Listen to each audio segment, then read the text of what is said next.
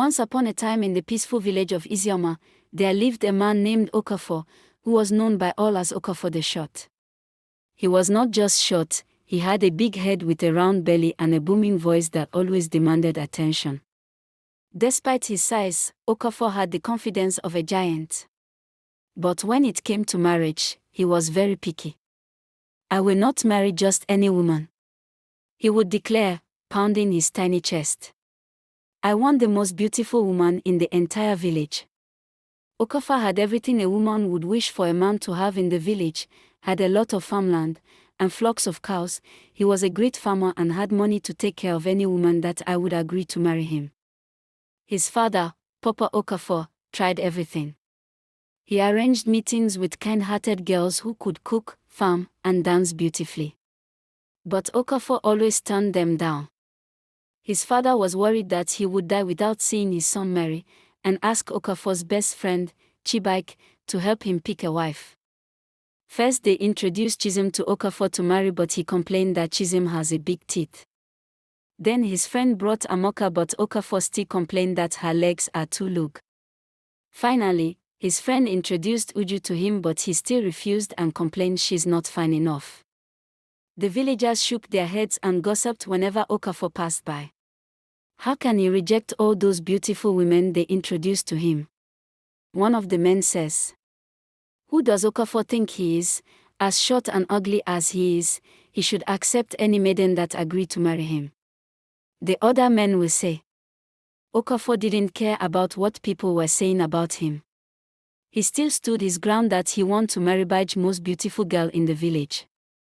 Until one day, during the village New Yam festival, Okafor laid eyes on Amarachi, a breathtakingly beautiful maiden with skin like fresh palm oil, eyes like river pearls, and hair that danced like fire in the wind.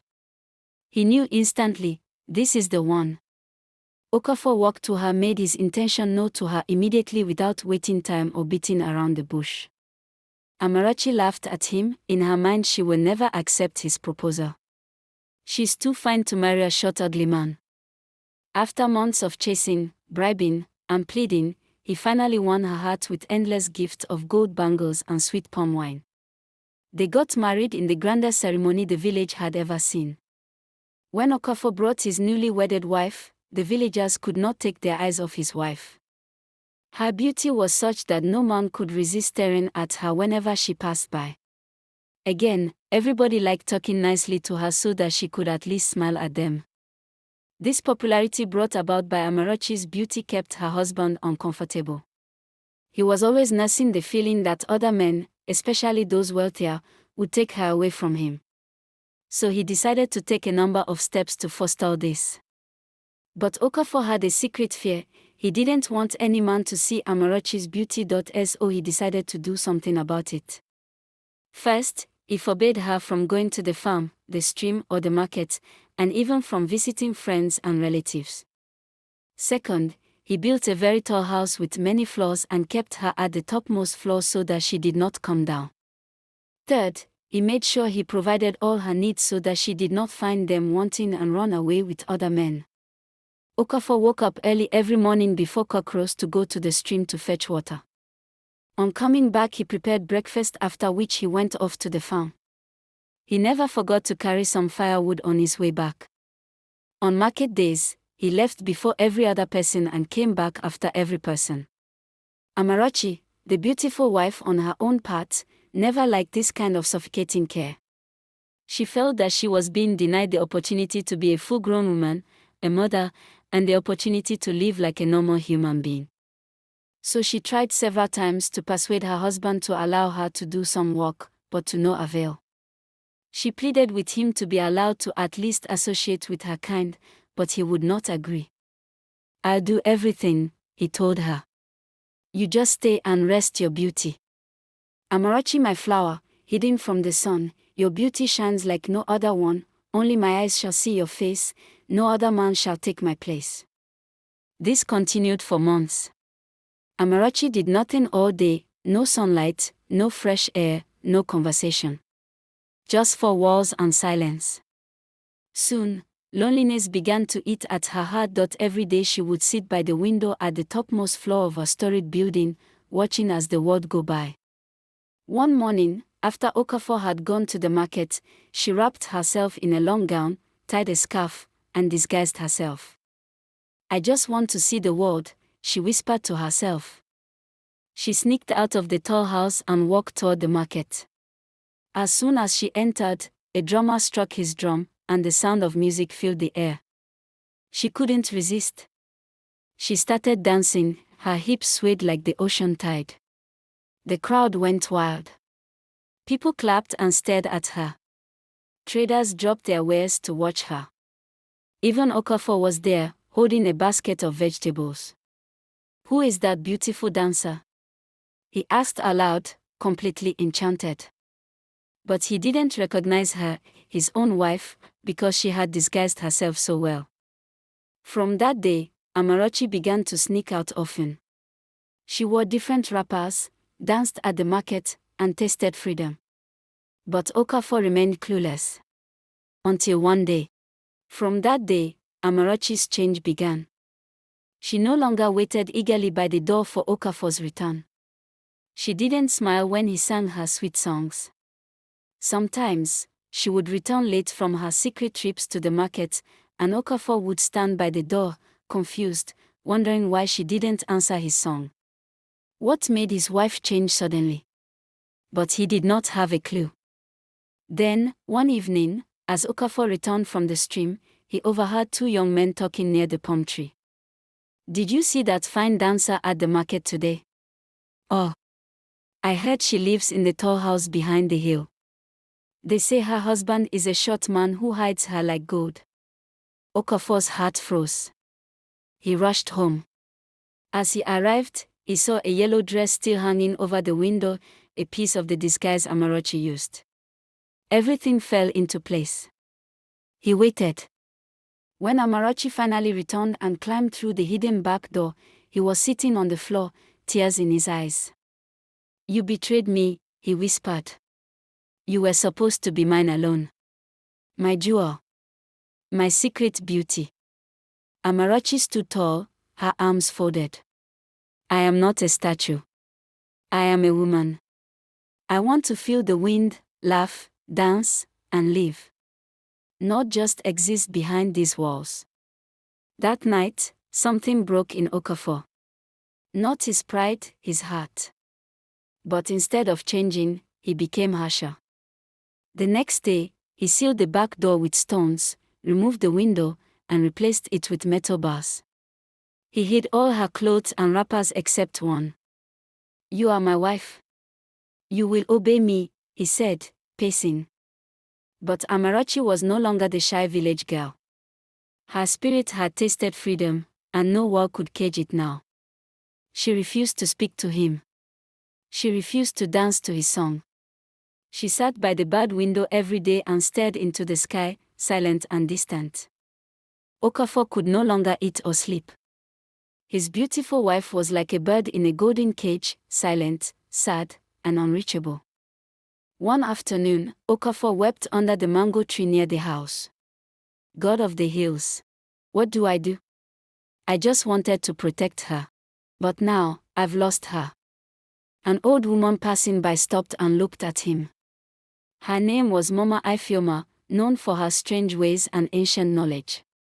"You cannot chain beauty and expect it to smile," she said, sitting beside him. Okafor wiped his tears. "I don't want to lose her. Tell me what to do." Mama Ifeoma leaned close. "If you want her heart again, you must not control her. You must make her choose you willingly. Or you'll forever be the man who tried to hide the sun." But Okafor was desperate. And desperation makes a man foolish.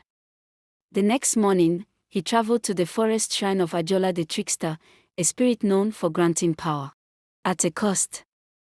Okafor journeyed deep into the forbidden forest of Agora, where birds never chirped and the trees whispered secrets to the wind. At the heart of the forest stood a crooked shrine made of bones, feathers, and dried gods.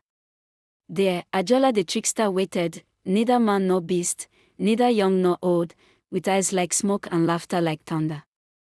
"I know why you've come, Okafor of Isioma," Ajola said, before Okafor even opened his mouth. You want to control the heart of your wife? Yes. Okafor cried, falling to his knees. She no longer listens to me. She no longer sings my song. She goes out, dances for strangers. I want her to love only me again. I want her to be mine, truly mine. Ajola grinned, revealing teeth as sharp as broken glass. There is a way. But the price is heavy. I'll pay it. Anything. Ajola plucked a feather from his headdress and handed it to Okafor. Touch her forehead with this feather while she sleeps. Her eyes will forget every other face but yours.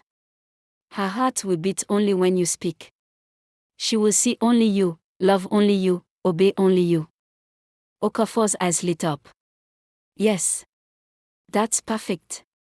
But Ajola's voice darkened. The moment she tries to fight the spell, your body will begin to shrink.